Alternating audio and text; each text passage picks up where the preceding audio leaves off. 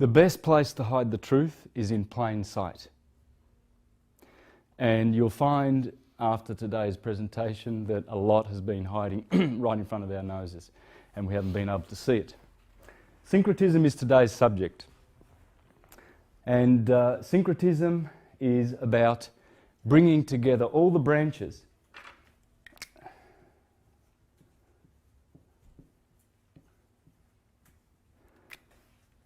of knowledge that we have as a collective consciousness and showing the unity in all of those schools of knowledge, philosophies, sciences, religions, etc.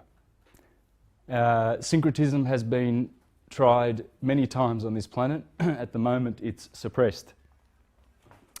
And the reason I'm presenting this material today is so that we can see the unity of all things, and perhaps this information can help us to give peace a try and to give unity a try, because we know what division's all about, and we've pretty much experienced that for a long time in recent history. Syncretism unites, that's what it does. And syncretism does not exclude any of the sciences. Today's all about science. I'm just a researcher. That's all I purport to be. Nothing more than that. I use lots of books. I read a lot of books. I research. And this is the result of putting intuition together with good, hard, and well-researched material. So I don't have a crystal ball and I don't have any weird magic sort of a way of putting this information together. So I want you to know that, because I'm going to be resorting to a lot of these fine books, and in the process of dealing with this subject I am appealing to all people, whether you are a Jew or a Muslim or a Christian or a Hindu, black or white. And the reason I'm doing that is because churchgoers, perhaps people who belong to organisations, etc., will be disinclined to view the material I'm about to present. And I'm appealing to those people because you might really want to get to the end of this presentation for the vital and crucial information that I am presenting today, and perhaps not turning this presentation off if you're watching it as a video, because I have sourced quite a deal of wonderful truths that need to be revealed at this particular time in history. And syncretism is the way to do that. What does syncretism do? Well, if you go to Wikipedia, just if you want to do a superficial search, it says it is the combining of different beliefs, often while melding practices of various schools of thought. Syncretism may involve the merger and analogizing of several originally discrete traditions, especially in the theology and mythology of religion, thus asserting an underlying unity and allowing for our inclusive approach to other faiths. Now, syncretism, it was known as the grand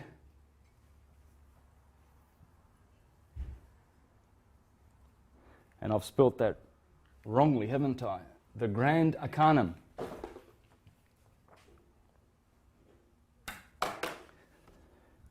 The magnum opus. The magnum opus, the holy science, the perennial philosophy. Again, just out of Wikipedia, perennial philosophy. Perennialism is a perspective within the philosophy of religion which views each of the world's religious traditions as sharing a single universal truth on which foundation all religious knowledge and doctrine have grown. Each world religion, including but not limited to Christianity, Islam, Judaism, Hinduism, Taoism, Confucianism, Shinto, Sikhism, and Buddhism, is an interpretation of this universal truth adapted to cater for the psychological, intellectual, and social needs of a given culture, of a given period of history. The universal truth which lies at heart of each religion has been rediscovered in each epoch by saints, sages, prophets, and philosophers. These include not only the founders of the world's great religions, but also gifted and inspired mystics, theologians, and preachers who have revived already existing religions when they have fallen into empty platitudes and hollow ceremonialism. So that's the perennial philosophy. Prisca Theologia. I've done a series of presentations on the Prisca Theologia, and it is the doctrine within the field of comparative religious studies that asserts that a single true theology exists which threads through all the religions and which was given by God to man in antiquity. So that's what syncretism purports to do. It brings together all the philosophies. They are all one, and I will prove that today. Today what I'm going to do is I'm going to prove that all of these sciences and schools all go back to one unified field of knowledge, and it's syncretism. And how I'm going to do that is simply, I'm just going to use science. Just simple science. And this is how it works. I'm going to base everything today on that graph there. This sine wave, this equator. Now this is a very old map, by the way. You'll find this if you do some digging around. And you'll notice that you'll have the western and the eastern hemispheres, or west and east, whichever way, and you've got north and south. And there's the equator dividing the two hemispheres. So pay attention to that. And you've also got this sine wave, you see? This is what we're going to base everything we're doing on today. Now, what they've placed in here is the glyphs of the constellations that are behind the sun as the sun travels to the Tropic of Cancer, and then it goes down through Libra, and it goes down to the Tropic of Capricorn, and then it comes up to Aries where it started again. These are just star constellations that are behind the sun in these 30-degree increments of this ecliptic. Okay, so there are 360 degrees along this line. Today, our story is going to be based on that line. Everything. Every single thing that we do is going to be based on this line. And it might be handy to look at it like this, from up to down. Now they've placed the glyph of Aries here, so when the sun on the 21st of March comes up above the equator on the 21st of March, it will be in the sign of Aries for 30 degrees. That's the Ram. Pay attention to that word, the Ram. Then the next 30 degrees are ruled by Taurus. Okay, that's the bull, the ram and the bull. We're going to spend a lot of time in the first 60 degrees of this graph. And then they have the glyph for Gemini, and then here they have the glyph for Cancer. As the sun comes up on the 21st of June, and it reaches that point, it's the longest day of the year. Now that's from the Northern Hemisphere perspective, of course, because we're here in Australia, and that's the shortest day of the year. Okay? Now I have presented the reasons why this science is only to be taken from the Northern Hemisphere perspective. In other presentations I will not do it today. But the science comes from the north. Okay? And it has to do with the North Pole, as you will see as we get going into this presentation. So it's all Northern Hemisphere oriented. Okay? So we're going to spend a lot of time here in these first degrees of the sun climbing up to reach the Tropic of Cancer, to bring summer and vegetation to the people living in the Northern Hemisphere.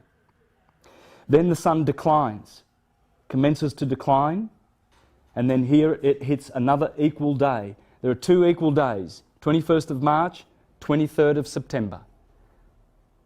Now we've just had the celebration here. The Jews celebrated Yom Kippur, Rosh Hashanah, and they celebrated the ancient celebration called Sukkoth, is it? I think it's Sukkoth, the Festival of Tabernacles, the Festival of Booths, a 7-day festival. So they have their new year here, you see. Whereas in the ancient calendars, they always started at March the 21st. In fact, England up until 1751 resisted the Roman Gregorian calendar and started the year 3 days after the 21st of March, the 25th of March, Ladies' Day. And that was the start of the year in England until they succumbed to the Roman Gregorian calendar, which starts its year on January the 1st. So there's this traditional start in many, many cultures, and this is also Rosh Hashanah. Rosh means head, the head of the year, and it starts in their month Tishri. Here is Nisan, here is Tishri, and that corresponds to Libra. Okay? I'm just filling in a few of the details here because I'm going to fill all of this in after I get off this map. Okay? Now, and this is the autumn fall. This is the fall of the sun down to the Tropic of Capricorn. And of course, on the 21st of December, the solstice there, that's where the shortest day of the year occurs. Winter, freezing cold. So you see, what you're getting here is summer and winter. Hot and cold. But this is also a daily cycle because the Earth is rotating. So you've got 6 a.m., 12 midday, 6 p.m., 12 midnight. It's very important that you understand this. That's how the science works. And it always begins at 6 a.m. The day starts at 6 a.m. On the 21st of March, that's when the sun rises. Exactly on the east at 6 a.m. on the 20th of March. After the 22nd of March, it will rise, will increase a few seconds.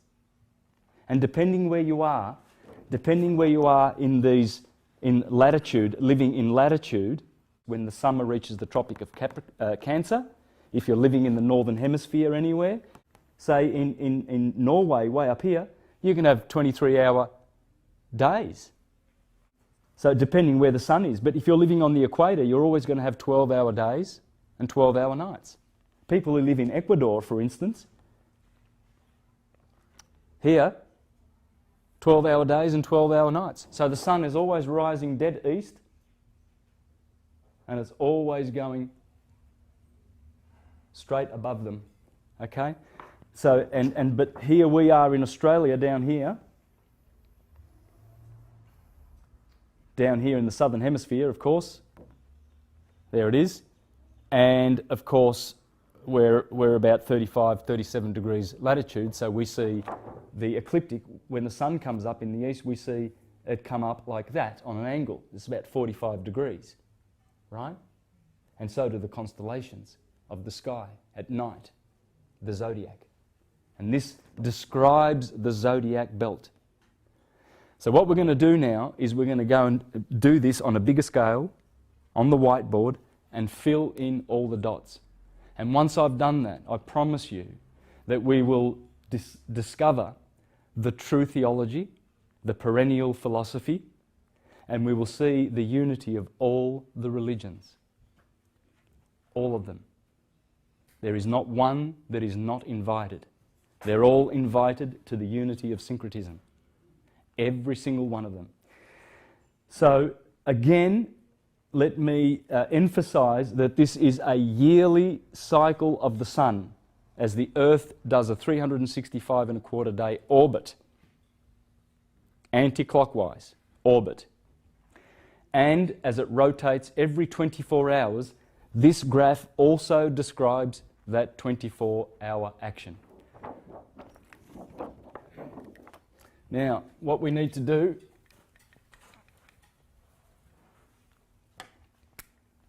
is place the Tropic of Cancer up here and the Tropic of Capricorn down here.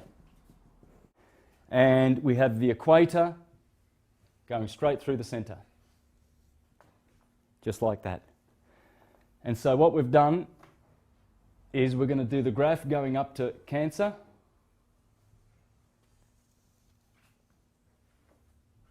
and there it is going down to the Tropic of Capricorn.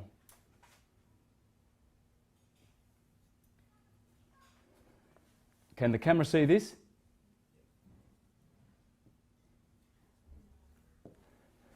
There you go. And that's the sine wave which we base all of our information on. Now, we've already discussed that here will be 6 a.m. and the 21st of March.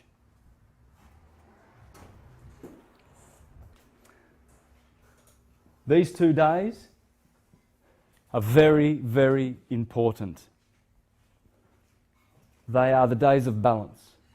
They are the days when the sun splits the day between 12 hours of day and 12 hours of daylight and darkness, right down the middle. It only happens on this day here, 21st of March and the 23rd of September.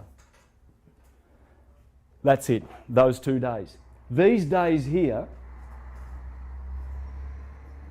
this is the longest day. That's June the 21st. So as the sun grows, there's 90 degrees to reach the Tropic of Cancer.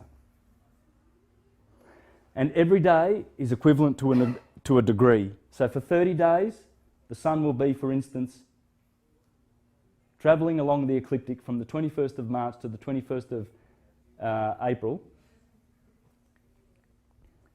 30 degrees, 30 days. And as it does this, you can witness the increasing heat of the spring. And then when it hits the Tropic of Cancer, that cycle must stop its growth. It hits the solstice on the 21st of June. On the 25th, which in the religious calendar corresponds with the birthday of St. John the Baptist, which is opposite the 25th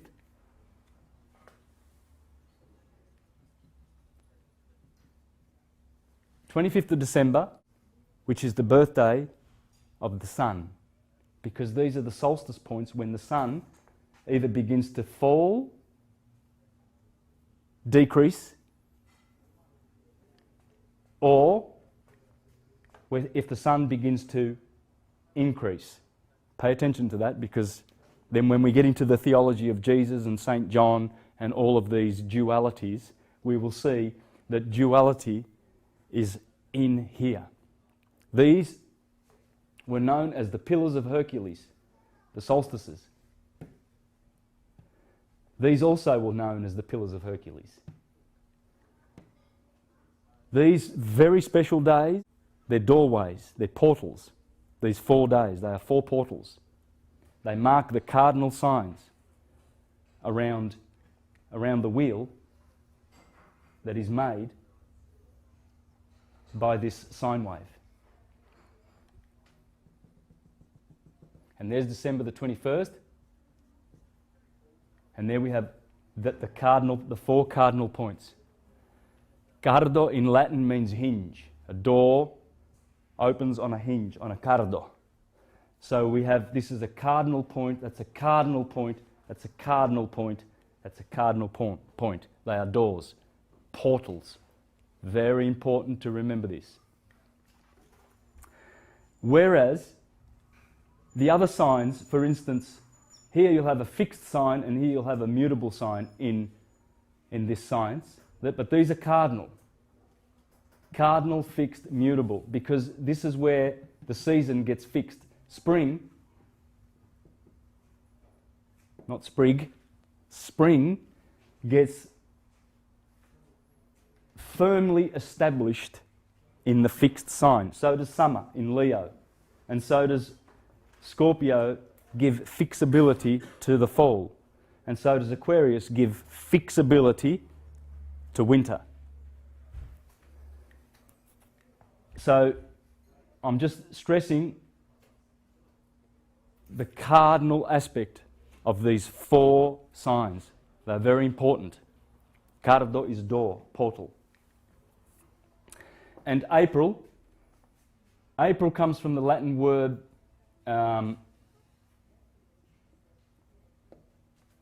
aprire, to open.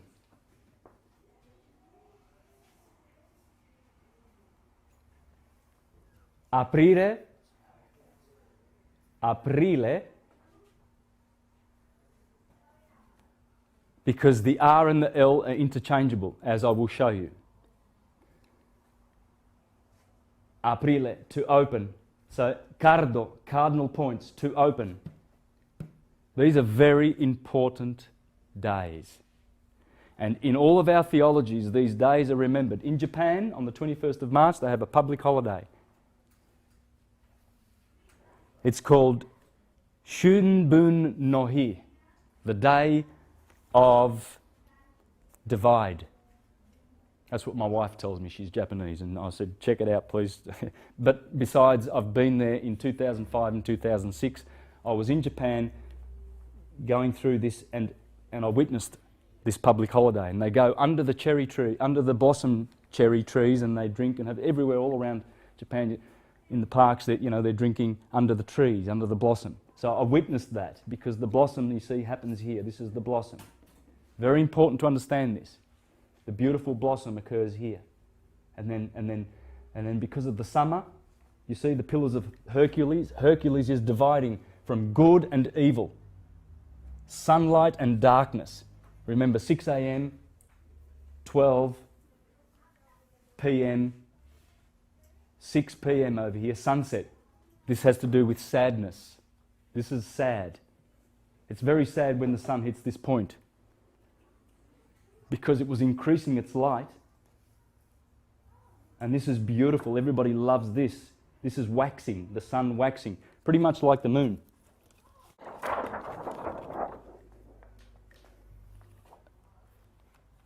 If we place the quarter moon, and we have the full moon up here, and the new moon down here, we see the climbing moon to Aries. Or you can look at it this way, because the climbing moon really is supposed to be the moon with its horns pointing to the right. You see, when the moon's horns are pointing to the right, it's waxing. It's all good. But when the moon's horns are pointing to the left, it's waning. And the same thing happens with the sun. When the sun is climbing, it starts on the 25th of December, the sun climbing. And all of this, in fact, over here they have Lent. Lent, because the days are lengthening in Pisces. And they come to here. And so this climbing is beautiful. But when it falls, that's not so good. And this is a very sad day. And so is this a very sad day. This is good. And this is positive, hope. Hope of climbing. This is positive because the sun is exalting here. It has achieved, it has ascended from the darkness. You see here the Lord of darkness, the night and the winter has control over the sun. Here the winter days, they're long and cold and awful, and life is lost in the winter. But when this happens, there's great rejoicing, and all of the religious festivals happen here. Everything happens here, and if it's not happening here, it's happening here in Libra. Tishri of the Jews. Rosh Hashanah, Yom Kippur, etc. So you see, we see this war. Every year we see a war of the sun struggling to conquer the forces of darkness. But then it is smitten. And it is forced. It is forced to go down. It can't go further up anymore. It must go the other way. And people were noticing this in our cultures, you see. They noticed that the days got longer and stronger and hotter, and their vegetation grew, and then the cold days come. And it was like, you know, two dragons, two forces fighting against each other. And those are the forces of nature. You see, as the sun comes down, it falls. That's the fall. That's the autumn, you see, in the scales of Libra. That's Libra. So you got to, if you see the sine wave going down this way, you can look at it going this way, or you can even just go back around like that and put Aries over here. See Aries over there, I can put it over here. So it goes like this, perennially, like a figure eight. It doesn't matter which way you do this, but this way is the Egyptian way, as you will see. This is the only way to do it if you want syncretism. It won't work this way because it wasn't set up this way. Although it could have been. It matters not. It matters not which way you go. In fact, I'm going to stick with a... So we see that these days, this was looked forward to, and this was the opposite, the shortest day of the year, cold. People were not very happy here. And if you didn't have a good harvest, and you didn't harvest in September, if you didn't get a good harvest, you might even starve to death if you don't have anything in your pantry when the snow's covering your house. So there was dread with this moment. So what you see, guys, is you see that this half is better than this half. This is the good, and this is the evil. This is the hot, cold, positive, negative, electric, magnetic, left brain, right brain. In fact, what I'm going to show today, that these two trees, these were called trees. What I'm going to show today is this, that these are the dawn and the evening. Every single duality that you've ever come across in your life are here. Every one of them, bar none. The two trees in the Garden of Eden, the tree of life, the tree of the knowledge of good and evil. Adam and Eve, Alpha and Omega, Cain, Abel, Mars, Venus, Boaz, Jachin, New Testament, Old Testament, Samson, Delilah, Jesus, Satan, odd and even, heads and tails, Christ and Jesus. And I'm going to prove that scientifically. It won't be a question of debate or a question of argument, or it won't be left to doubt. It will be proven, because this is how the science works. So what we have here is good for this quadrant. That's good because the sun's waxing, and so you've got your summer, you've got your good portion up here, and also this half is also good. And this is not so good, and this is not so good. Bad, bad, good, good. But of course we must look at this not just as these two halves, we must look at it as these two halves. And here we've got a waxing sun, a sun that is growing and growing and growing, and then it stops. And then it spends the next 6 months falling and falling and falling and falling, and then it stops. And this side is good. And this half is not so good. This half. So what we have here is we have positive, we notice positive, this becomes negative, this becomes neutral, and this becomes transitory. And we'll explain that later. But what you do notice, first of all, is that good is over here. This is very, very good. Positive because of the action of the sun. So this is the active principle of the sun is positive because the sun is actively growing. And by position, passively, actively and by position, passively, it is also on the good side. It's on both good sides, right? It's on the up and it's on that side. Here we have a active is negative over here for the sun, because the action of the sun, this is a negative action. This is not a good action. So that's negative. Passively, it's still up above the equator. So it gets a plus. Here we have active and passive. Here we have active and passive. Action of the sun is good. It's climbing, waxing, all good. But it's below the equator. Negative. And that is what I'm going to base all of my, whatever comes after this will be based on this principle here of all of the good happening here, some of the good over here with a negative aspect to it, all of the bad happening here. This is bad, like really bad. Here there's some redemption. And this is how the ancients saw nature, God, if you like. That's how they saw God. They saw God was good.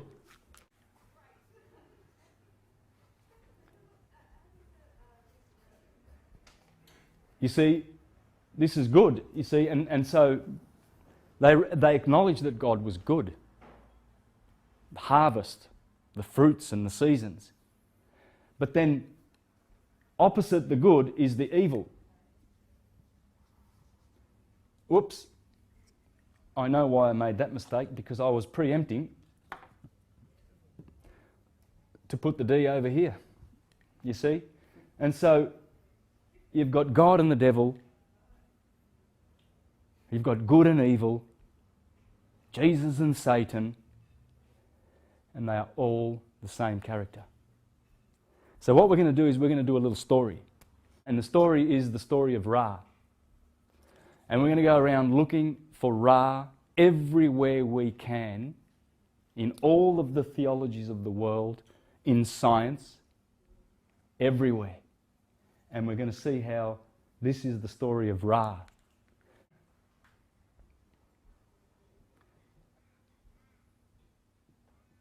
In Hebrew, Ra is Resh, is the head. Ra is Resh, and remember I said Rosh Hashanah happens here. Rosh is also head, the head of the year. So when you see that, you're talking about the head, the start, it's the beginning. And the head comes from the English word heaved.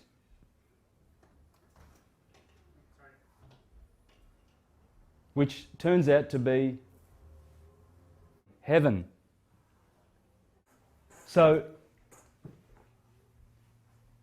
the letter R has its certain vibration. I've already mentioned how it's interchangeable with the L, but its vibration has to do with the head, the beginning of things, you see. And usually you'll find that Ra turns up like that in our theologies, in the middle of words like Israel, Abraham, Torah, Ramadan. Today we're going to do some Quran. We're going to find out the nature. I've done a lot about the Bible, but this great book, it's a great book. I'm going to expose the gems that are in the books, because it's what the problem is with the churches who have committed sacrilege with these books by not knowing what's in them. Today I'm going to show what's in these great books. Great science is in these books of ours. And we trample over them like when you throw pearls to swine. In the churches, they are trampling over these jewels and these gems because they don't know what they're looking for. So for churchgoers who are watching this, I would encourage them to stay and hang on till the end of this presentation. Because if you don't, you're going to miss out. Ra can also be any one of the vowels. It can be Re, that's king, regal. It can also be Ro. It can be R, Rai. It can be Ru. Generally in Italian, this is feminine, this is feminine, this is masculine, this is masculine, this is neutral. Rum, for instance, when you come to cerebrum, it's neutral. Cerebrum comes from cerebra, which is feminine. But in the neutral, it has a U. So when we go looking for Ra, we need to understand some principles of this theology and how they structure it. You've got to look for techniques like mirroring. For instance, Ram becomes Ma backwards. You see? Ra with an M following it. M is material, matter, mother. So that's Ra incarnated in the feminine. Ra in matter, Ram. You see? So you've got to look for this technique. Mirroring happens quite a bit. We're going to find this in our studies today. We're also going to find that the vowels can sometimes sit in and mean the same thing. But they can have gender and they can have, they can be objective and subjective. It's like when you decline your nouns. And so you see words like Ra will have to do with radiate and vibration. And it's interesting how Marconi chose the word radio for his new invention, because he said that it vibrates electromagnetically, electromagnetic vibration. And he called it Ra. And then he put God on the end of it. Ra Dio. Ra God.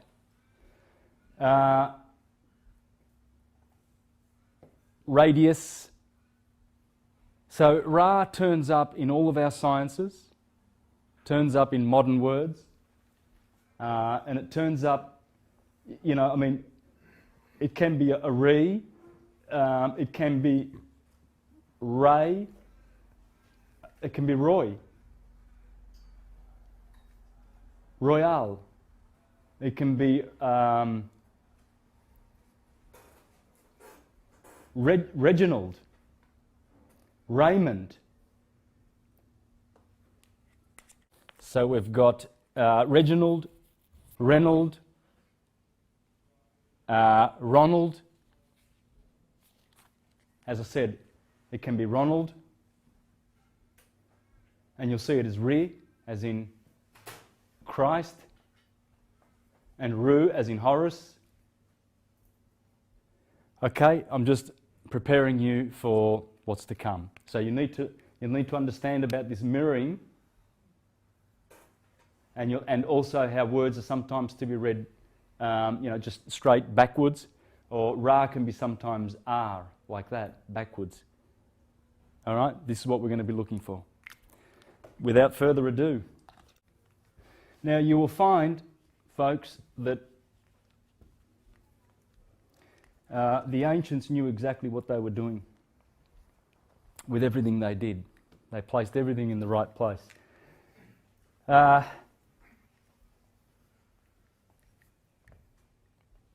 If I do this, I have the symbol for the sun. Okay?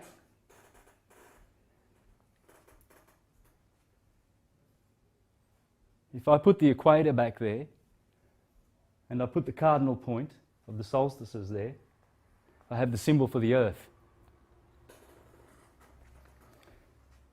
If I do this, I have the favourite of the Egyptian animals, the scarab.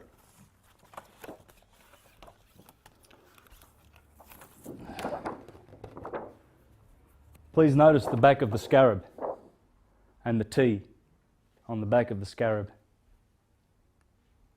And notice how it resembles the cranium. And notice sometimes that the scarab will have the Aries, the sign of Aries, stylized sign of Aries on the back, or the T, a cross. And you'll notice that the sun is always at the top.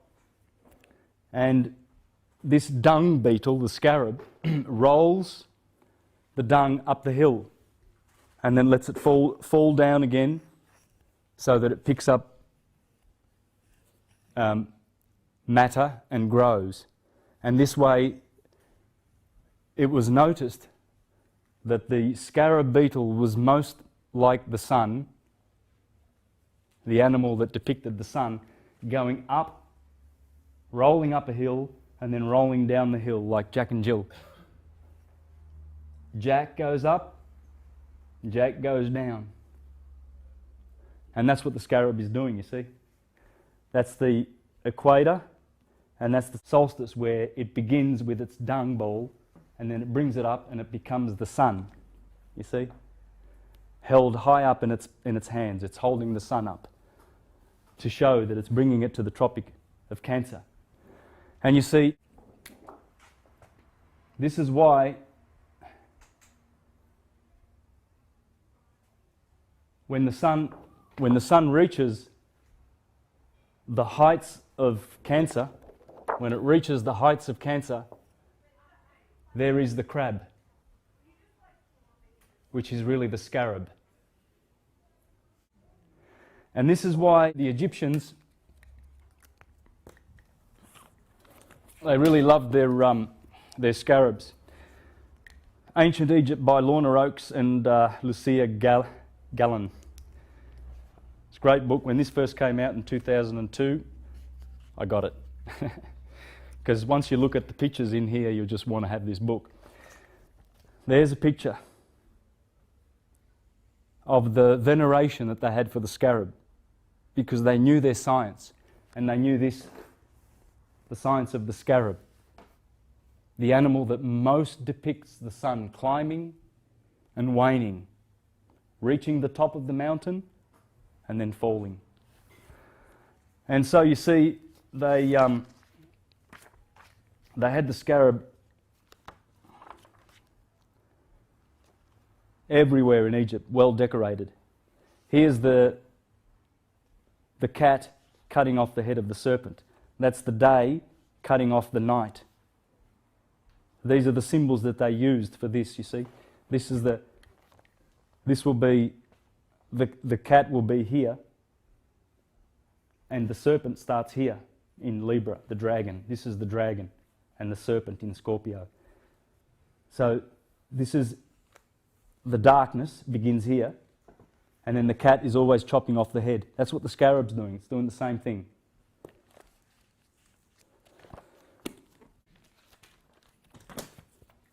And so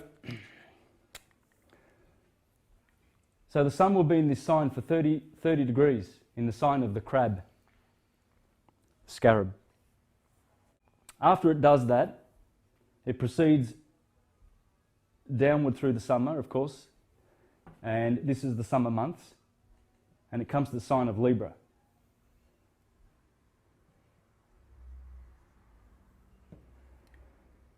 And so we've got Cancer there, Leo here, Virgo here,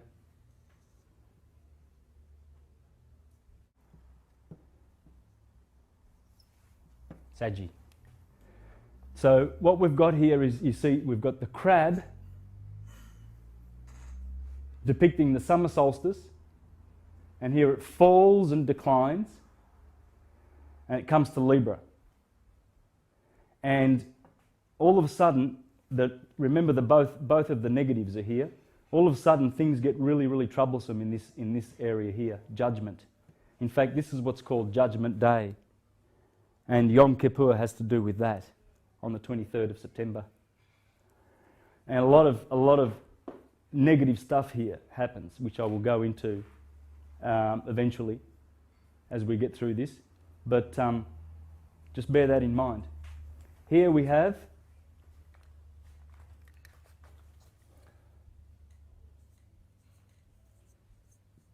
Capricorn. And here we have the ram, the cardinal points. What we're going to do is just focus on those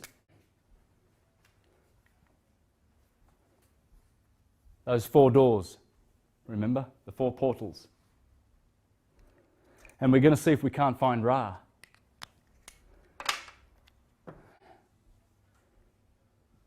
Aquarius, Pisces, Taurus,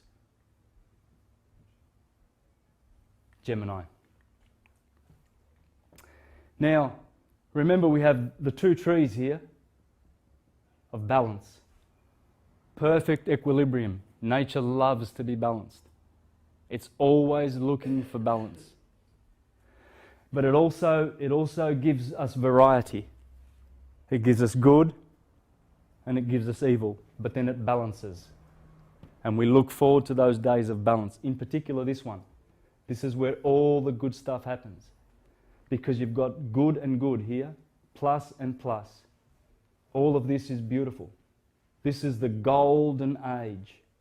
This is gold, this is silver, this is bronze, this is iron. This is spring, summer, autumn, and winter. So these 2 trees were the blessed trees, the 2 pillars of Hercules that the sun needs to reach. Hercules is the sun. And over here, the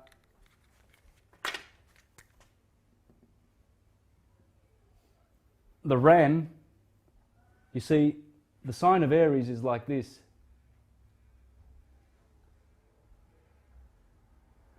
Because this tree is really an M, and it lives here. You see, when you do this, you put an M in the middle, and you give it the name the ram. I'm going to have to do this in black. How's the camera picking that up? Ram and Ma. So we've got Ram and Ma. Ma is for March. That's the month of March, April. March goes up to, that's the 21st of March. You go 10 degrees, you come to April. April starts here. And you've got 20 days of April in Aries. Okay, that's the overlap. Okay? Mars, it's also for Mars. Because Mars is the ruler of Aries. In fact, the sign here is Mars. He's the ruler of the ram. It's also for Mary. Ram and Mary. Mary, Mars, March. And in fact, Virgo, the glyph for Virgo is an MY for Mary. Because the ram, Mars, Mary, rules all of this. And the opposer of Mars, which is Venus, Venus rules all of this, and she exalts in Pisces. She starts here, she exalts here. Mars, Ram, Mary, finishes here with the top rulership. And as I said, Mars is Adam, Eve is Venus. Mars is a red planet, always associated with the colour red, and Adam means red. Venus is Eve. How do I know that? Because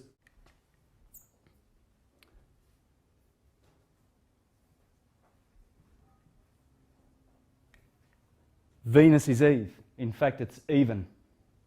It's telling you about even. You see, Venus rules here and she rules here. She has 2 signs. Mars rules here and Mars rules here. That's their rulerships in this science. This most ancient science, which comes from everywhere. Everywhere. Every culture knew this science. It's not necessarily just from Egypt. It's not necessarily just from India or Babylon.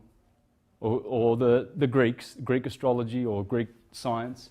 It's from everywhere. This is just science. And even, she rules the, so you've got 1, 2, 3, 4, 5, 6, 7 Libra.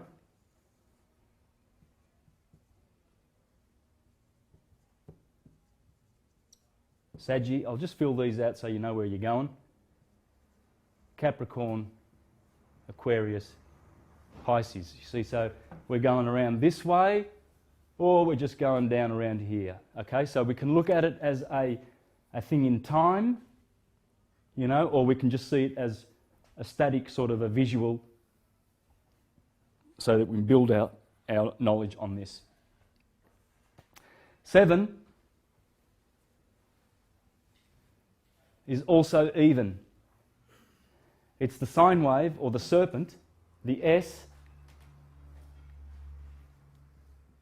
at even. And as we get Venus, the rulership, bringing balance, even.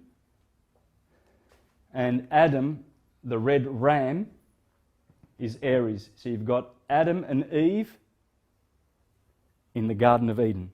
That's how it works. Then you've got Crab over here.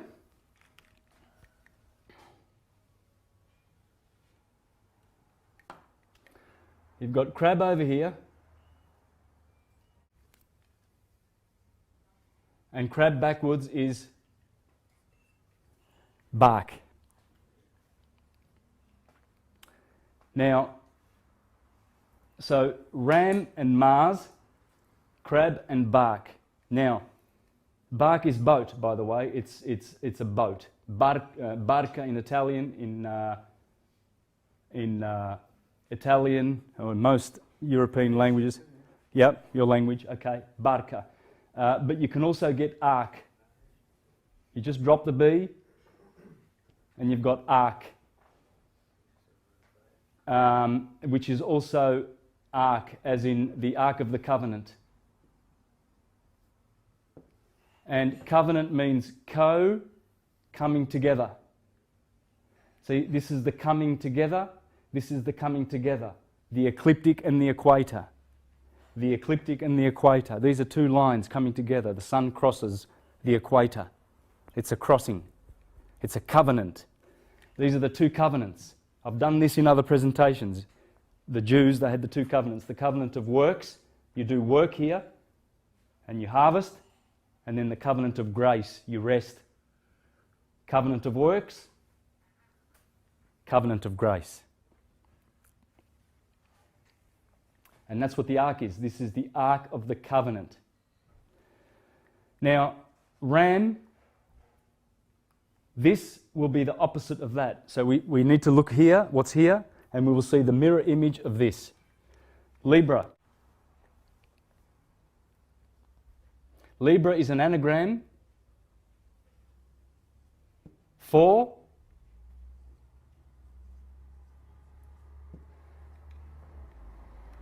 Abril, which becomes April, which becomes opening, a cardinal point.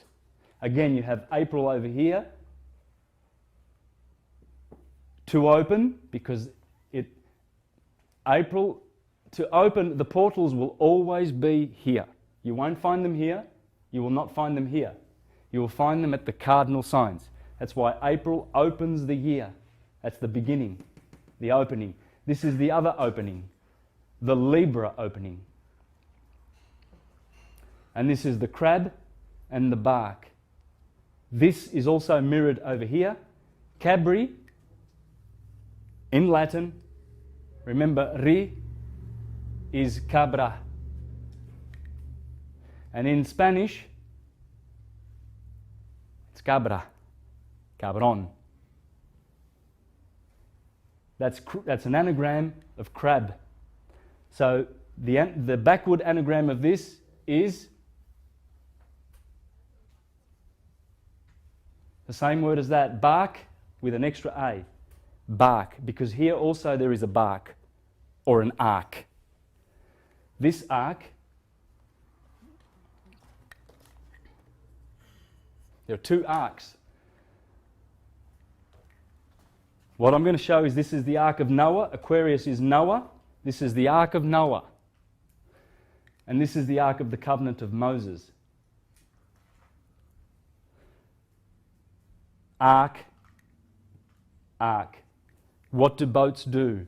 What do arks do? They go into portals, ports, which are portals. And in particular, these ones are the great portals. And they also contain the word April. April is here, April is here, April is also here. Scarab, if you get the word scarab, you have the anagram for Abra. Scarab, Abra. Abra is the same as April, which means open. Remember abracadabra? Open sesame? It's about opening. Opening, opening, opening. Cabra is also Abra. And if you're looking for Ra, Ra, Ra, Ra, and Ra. And if you're looking for Abraham,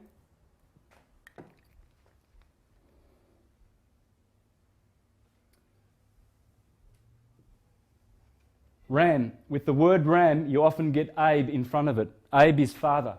You see, remember Resh? Resh, this important word here, Resh is the middle of the word, Abram. When Ra incarnates into matter, this is the feminine side. Abba means father. That's why Abraham means the father Ra and the mother. Just like Israel, Isis, Ra and El. And Isis, many books are devoted to Isis, including this one, the Holy Bible.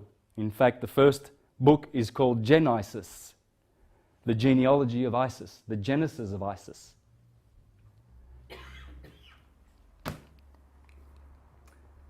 There is Abram, Abe the ram, and I'm going to show you that Abram is the cerebrum, the cerebram. Okay? There is Abraham. There is Abra. Libra. In the Arabic. Yeah. Heart, yes, but how do you say Abraham? Any Arabic speaking? Ibrahim. Yeah. That's Ibrahim. You know, the Muslims celebrate Ramadan. Whoops. Ramadan here when the Jews celebrate Rosh Hashanah. Ra, the head. Rosh, Resh, Rama. When you go over to India, Rama means elevated. Anyone who has Rama in their name, Raja means the sun.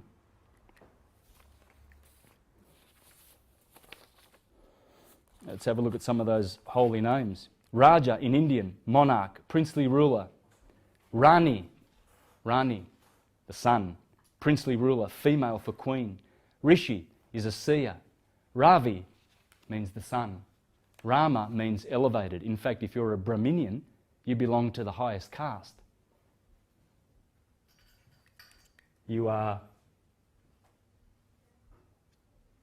do they have an H here? Brahman, the ram. You see, because this is the religion of Abraham. Abram means to open, Abra. Open, open, open, open. And the sun is opening the portals. These are the portals that are being opened up to us. These are the opportunities during the year for us to take advantage of these holy days. And they did take advantage of the holy days. The Jews would celebrate the the Passover of the Lamb of God on Nisan 14 in Aries.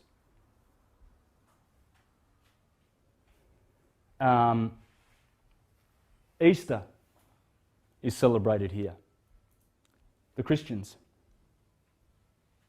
And they have the Passover of the Lamb on Nisan 14. You see, so they always respected this period. This period was the great exaltation of the sun. Jesus resurrects here 3 days after, on Nisan 17. He's resurrected from the dead. It corresponds to the 25th of March, actually, because the 21st is the death, and then 4 days later, the 25th, that corresponds to Nisan 17 when Jesus resurrects. Pay attention to that, because we're going to find that all of the action, all of it, happens here. Everything happens here. In fact, remember I said to you that that's Noah's Ark. Aquarius is Noah. And the flood of Noah, the waters persisted on the ground for 150 days. 150 is the start of Scorpio to here. 5 months. And in the Bible, when it talks about the scorpions that persecute man for 5 months, that's Scorpio persecuting man for the 5 months of winter. See, because Noah, Aquarius, he's got 5 months. He only has 5 months to rule. The sun in Leo, 1, 2, 3, 4, 5, 6, 7 rayed God, just like Samson had 7 braids. And then Delilah had his braids cut by the Philistines. His hair cut. She had him cut. See, that happened here. Delilah is Virgo. And so the sun has always been known as the 7-rayed God, and because he is so glorious in his kingdom of summer, he gets 7 months. See, Aquarius being opposite the sun, Aquarius Noah, he has his flood. When you pass through the flood of Noah and get to Mount Ararat, notice the word Ararat. Ara, Ra, at. Ra, Ra. So on Nisan 17, Noah's Ark lands on Mount Ararat. Didn't we just say that Jesus was resurrected on Nisan 17? Wait a minute, something going on? Well, we have Malik H. Jabbar, the Gnostic Veil. Genesis 7:24 says, "And the waters prevailed upon earth 150 days." Genesis 8:4, "And the ark rested in the 7th month, on the 17th day of the month, upon Mount Ararat." See, beginning the year here, Rosh Hashanah, the 7th month, 1, 2, 3, 4, 5, 6, 7, is Nisan. So Nisan 17, Noah's Ark lands on Mount Ra, where the ram is, where Abraham is, because remember, Abraham is the ram. He killed the ram. He was sacrificing Isaac, and then God says, "Don't you do that. See the ram over there in the thicket?" And so he gets the ram and kills the ram. Like Mithras kills the bull, and Moses kills the bull. On the 7th month of the 17th day of the month, upon the mountains of Ararat. The period of 150 days is 5 months at 30 days each. This is the period of the sun in darkness or weakness under the flood of darkness in the cosmic underworld. Under the flood of darkness in the cosmic underworld. The 7th month and 17th day of the month is the first full moon of spring. Nisan 14. And the mountain is the mount of the vernal equinox, where the sun has mounted above the depths of the cosmic underworld. This is the same as the resurrection of Jesus on Nisan 17 and the liberation of Israel from Egypt on Nisan 17. Hello? Have we got a bit of a coincidence going on? Why would a lot of all this action be going on in Aries? Well, let me explain why. As I said to you before, we noticed that this was the the year, and the day. But it's also that. And when you notice that the head over there, at the head of the serpent, is Aries, and then Taurus, and then Gemini, and you see the spring. And then you'll notice Cancer at the top there, Leo and Virgo, and Libra, the seventh, the even, bringing the balance to the sine wave. And then you see all of the signs to Pisces, and you'll see why all the action happens in Aries, the ram. Ram means the head, and head is heaven, remember? Heaved up, anything that's heaved up, because the ancients considered this to be the heavens. These are the two tribes that rule the body, Gad and Asher, and these are the 10 lost tribes of Israel, you see? Because the rest of the body is ruled by these two signs, Aries and Taurus. And this is in our theology, and they considered this to be heaven, and the spinal cord to bring people down to hell, where all the hellish lust, greed, avarice, and pleasure-seeking, sensation-seeking aspect of our life dwells. And most people enjoy that. They love to live down in what's called hell. This is, the heart is the earth, the middle plane, you see? But you have to climb up to heaven to save the intellect, you see? So this is why all of this exaltation of the sun and all of this glorious stuff happens in Aries, the ram. And as you see in this chart here, we've depicted this, and you see the cerebrum and the cerebellum. The cerebellum corresponding to Taurus, the cerebrum corresponding to Aries. And these are the two 30-degree portions which dictate to the rest of the body.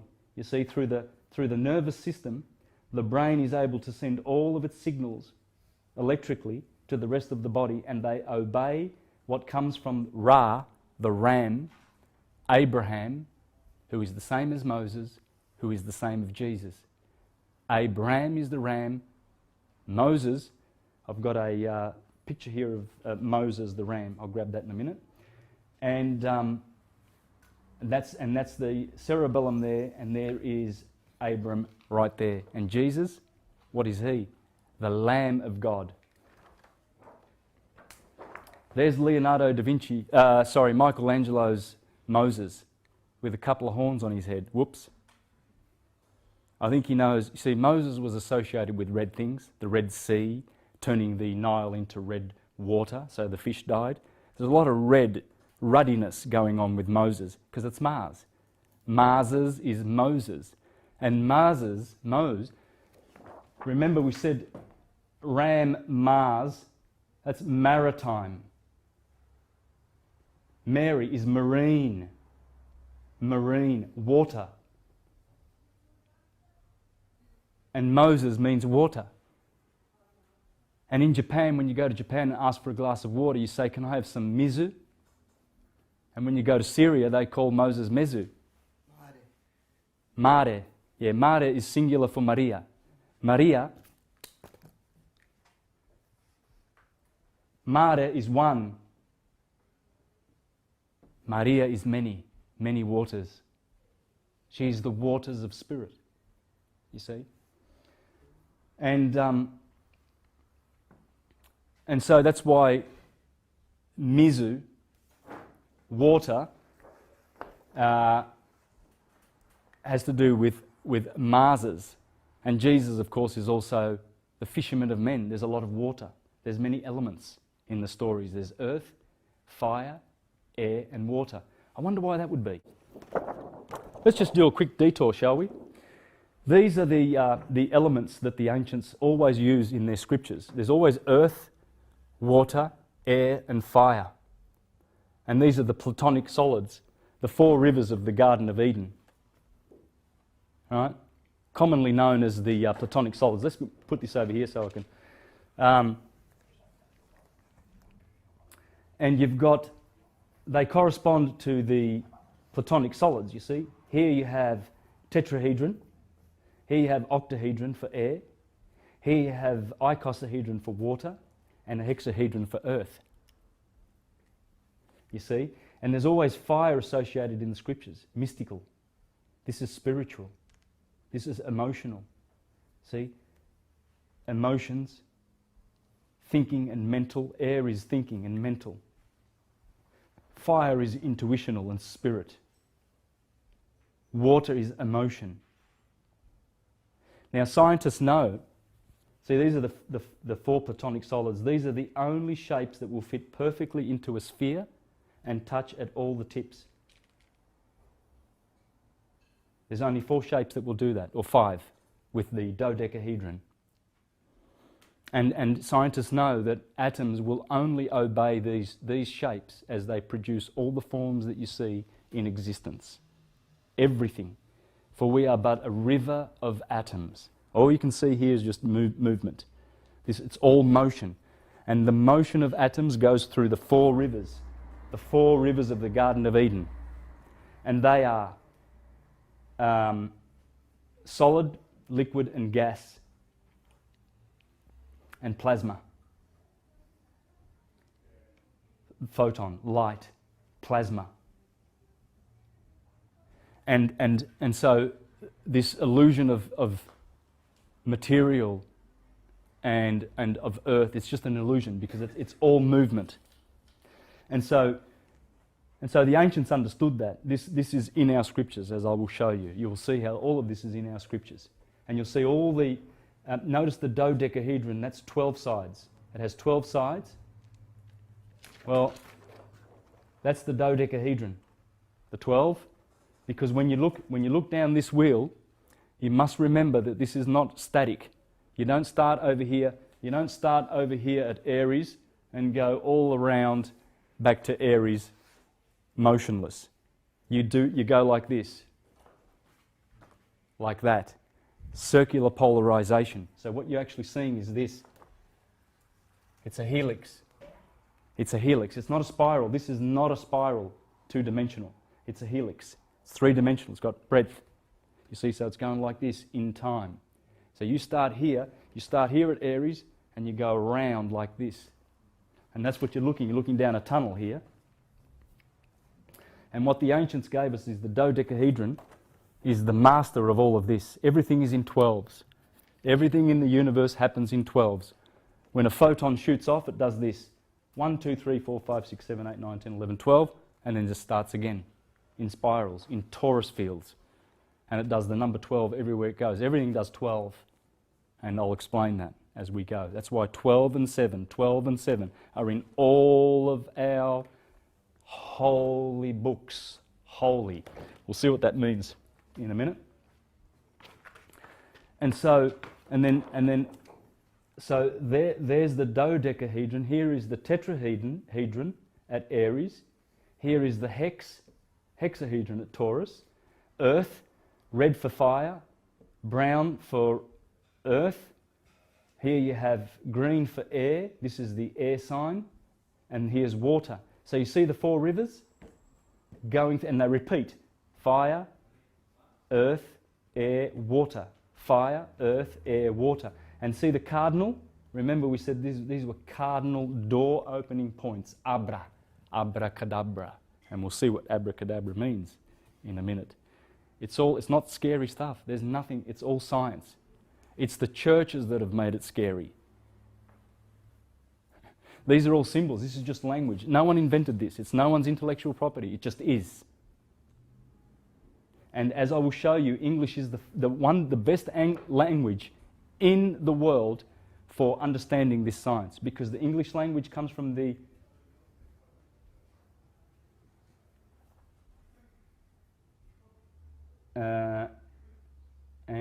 oops, what am I doing? I better concentrate.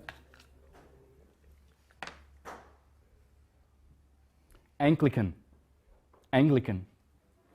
British is also not an English word, it's a Jewish word, Hebrew word. Covenant of the people. So Anglican, British, whatever. I'll show you today how the Anglican the English language is the best for astrotheology via Greek and Latin, because the Greeks and the Romans and everybody appropriated all of this science, and Egypt was the mother of it. Not the inventor, they were the mother of it that passed it on to the Greeks and the Romans. And the English now have the language that resembles it the most. There's a lot of Egyptian via Hebrew in English. Okay? And I'm going to prove that today, beyond a doubt. Because not only will we find Abraham at all of these points, we will also find Moses and Jesus and anybody else that you want.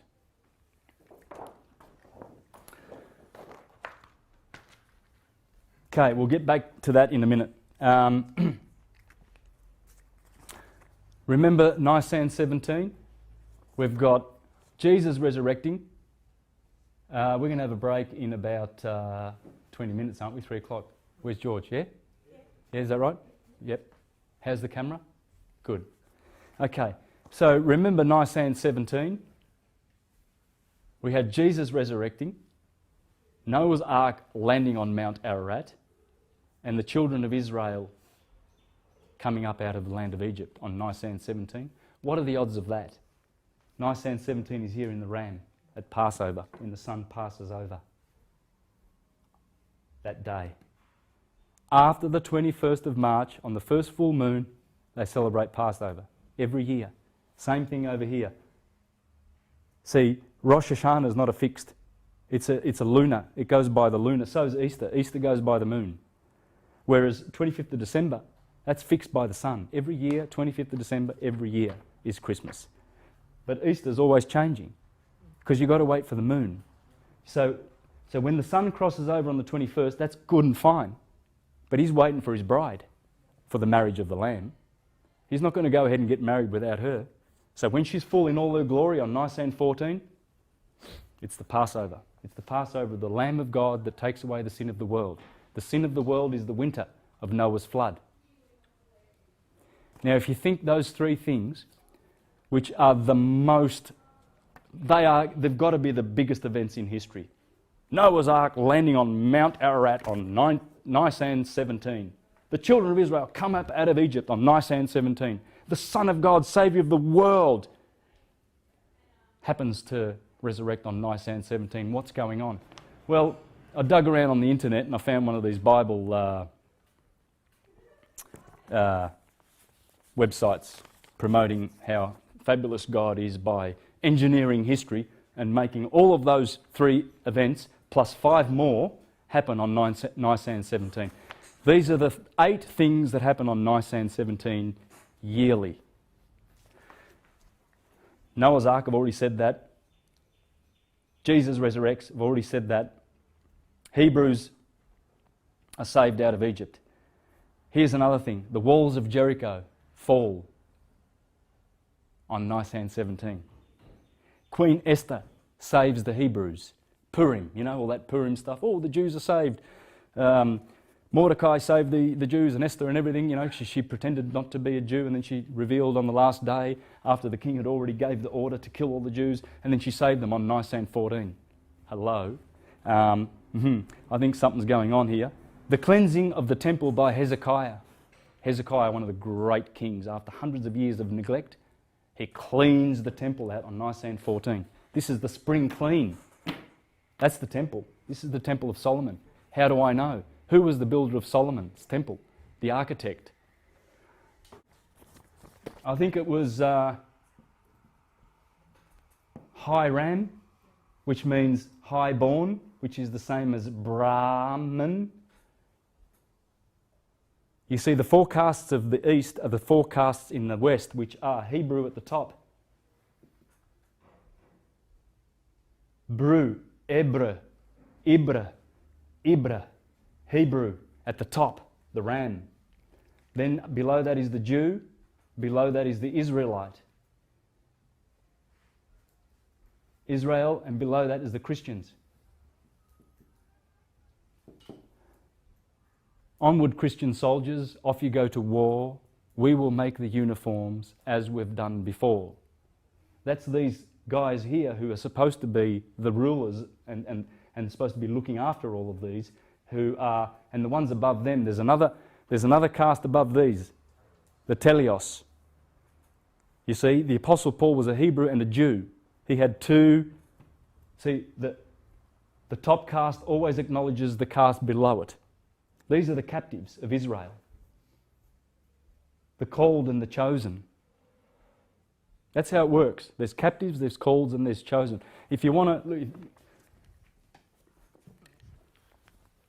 The Reverend Robert Taylor, 180 years ago, he wrote this astrotheological treatise. All of my astrotheology comes from this. If you want to know astrotheology and words, get into this. 180 years ago, he went to jail twice.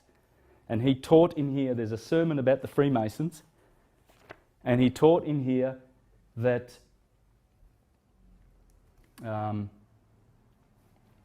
what was it I was saying? The four castes. He discovered it. And he discovered the tap of the Freemasons. Tum, titi, titi, tum, tum, titi, tum, tum.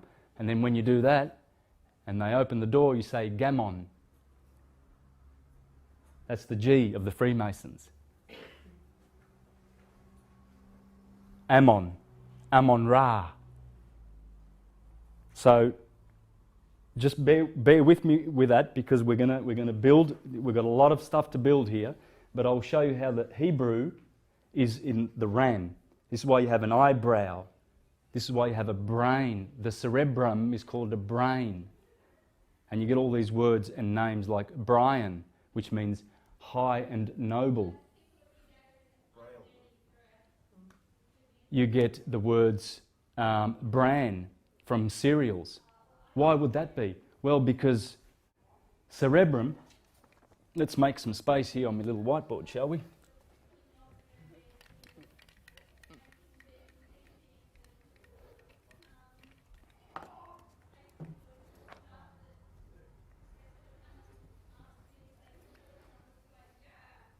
Ceres is what you get cereals from. And bran, brain, bran, ceres, cerebrum. Cerebrum that's the bran. Remember, Sarah, Abram. Sarah, right side, Abram, left side. The cerebrum, the Sarah, Abram. Ceres, on the 15th of April in Rome, they had a celebration called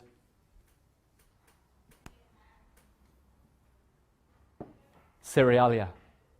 She was a pastoral goddess. And the cereals begin over here when the blossom happens. You see? On the 15th of April, Cerealia, Sarah Abram. Why? Well, because I'm getting a little bit untidy with my notes here. I'll have to get back to that. Sarah.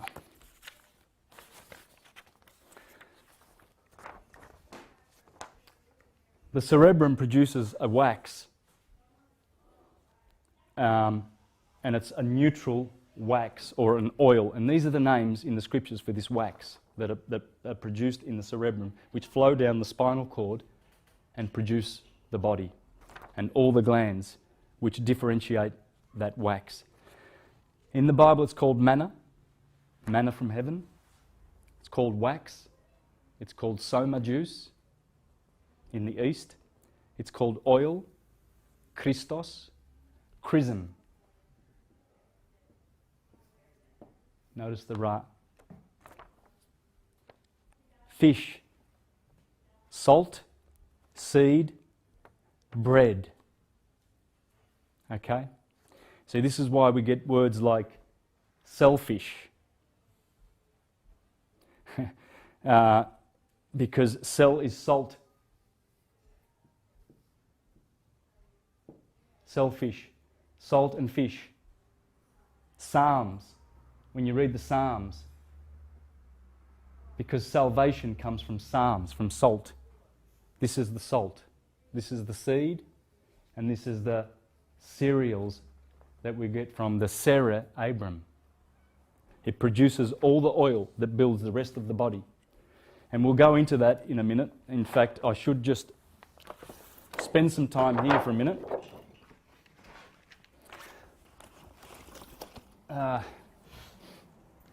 So here we have the cerebrum, and here is the cerebellum. Notice that the cerebrum looks like a tree, and so does the cerebellum and the cerebrum. These are the two trees in the Garden of Eden. We shall see that. As that oil, that chrism, flows down the spine, it gets differentiated at the pituitary gland and the pineal gland, and they become a positive and a negative fluid as they descend down the Ida and the Pingala nerves, and they go down to the sacrum here. This is the sacrum, where this plexus is, and this is to do with generation and the generative faculties in the human. Creation happens here, creation happens here. Aries rules here in Scorpio. There it is, Scorpio, Aries, and Aries rules here. It's very important to understand this as we tie all the dots together, because Aries is Moses, remember that? It's also Hermes. When you understand this science, you'll understand that all the characters are interchangeable, because in the end, the story is about you. It's you. When you read about Abraham, you're reading about you. When you read about Jesus, you're reading about you. Ra is you, because you are the ray. You are a ray of light. That's what you are. All these stories are about you. Doesn't matter whether we call it Moses or Mars or whatever we call it. Jesus, Abraham. This is the story of the Temple of Solomon. Hiram being the builder. Remember in the Bible where it says, in Ramah. In Ramah I heard weeping, because Rachel was weeping for her children, for they are no more. The children are the beautiful seeds, the seed of cerealia, of the cerebrum, which goes down here and does not return back up there. You see, we squander all the oils, all the good oils down here in riotous living, as Dr. George Carey calls it. Overeating, overdrinking, overdoing it really, because there's so many temptations and tantalisations out there. We've got to have our bit. We've got to keep up with the Joneses. Shit, they've got 4 SUVs now. We've only got, a 5-year-old one. Doesn't look good. And so we're caught up in living down here, in living down in these colours, as you'll see later. These colours have fear associated with them. These have love. These beautiful colours of blue here, and especially the indigo and the violet chakras going up. But as we ascend that oil, we ascend within. The chrism, the Christ, in Greek, Christ is oil. If we raise the Christ back to the cerebrum, to the high place of God, this is Mount Zion, where you return everything back to Mount Zion. Then you have a chance. The other things that happened, there's 8 things that happened on this particular day. Okay? The Hebrews entered Egypt before the deliverance. Hundreds of years before, 430 years before the deliverance, they entered Egypt on Nisan 17. It all happens here. The day of first fruits, which is called Bikrim. Bikrim. And they've got Shavuot, they've got Peshach. In Peshach, Bikrim is Nisan 17, the day of first fruits. First fruits, cerealia. The Japanese have sakura under the blossoms. In Rome they have flora. Flora means flowers, blossom. First fruits, they are the 8 things that happen on Nisan 17. And in here it says the odds of just 2 of these events happening on the same day in the Hebrew year is 129,000. The odds of it happening to 1. But the odds of these events all happening on the same day of the Hebrew year are 783 quadrillion, 864 trillion, 876 billion. It doesn't matter what I say. I can mix all the numbers around and just put quadrillion, something quadrillion, something trillion, something billion, and something million. 3, 6, 9, 12, 15, 18 digits in that number. That's the odds of it. Then the website goes on to say, you see, God engineered history and did all that on that one day. Isn't just God marvellous, directing everything, the flow of traffic and everything, just so that His holy name, so you can notice all of those things that happen and you can rejoice and praise God. Oblivious to the fact that it's talking about this beautiful nature cycle of good and evil. God creates good, God creates evil. The Bible says that. For I give you good and I give you evil. You choose. And that's the good and that's the evil that God creates. What are the chances? Not many chances.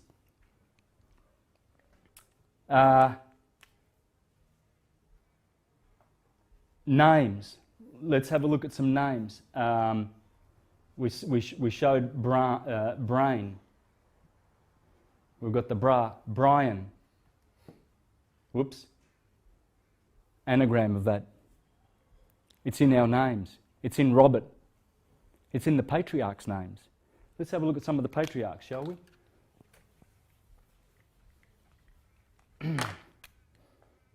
Let's see how many times we can find Ra.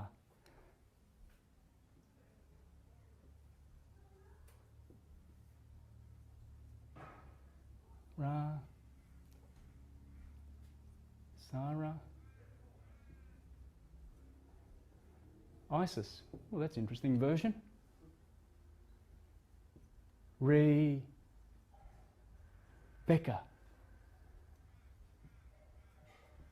So Abraham and Sarah have their son Isaac, and he marries Rebecca, and then Isaac and Rebecca have Jacob and Rachel. This is how it's spelt in Hebrew. Ra'el. Jacob gets a name change to Israel. We've got Isis. We've got Rael and Ra'el. Bra and Ra. Isis and Ra. That's a whole lot of Ra, I think. And in India, Brahma has Saraswati.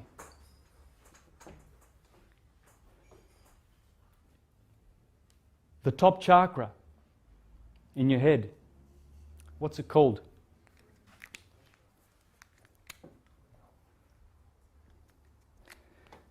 I'm using black today because it's the one that the camera will pick up. I'm sorry, I was going to try and get it multicoloured, but I didn't sort of get new textures to be able to do that.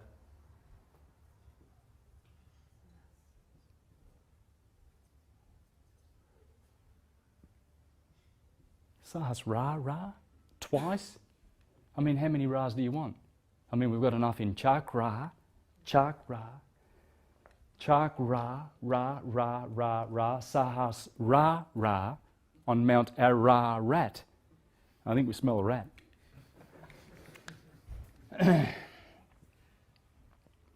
And this is the nature. After the break, we're going to have a break in 5 minutes. We've seen Abraham, the ram, the crab. After the break, we're gonna do the bark. Remind me of that. Okay, we've still got a lot of stuff to do here, and we've got to find Jesus, and we've got to find Moses in here. There's quite a bit. So let's go for a break.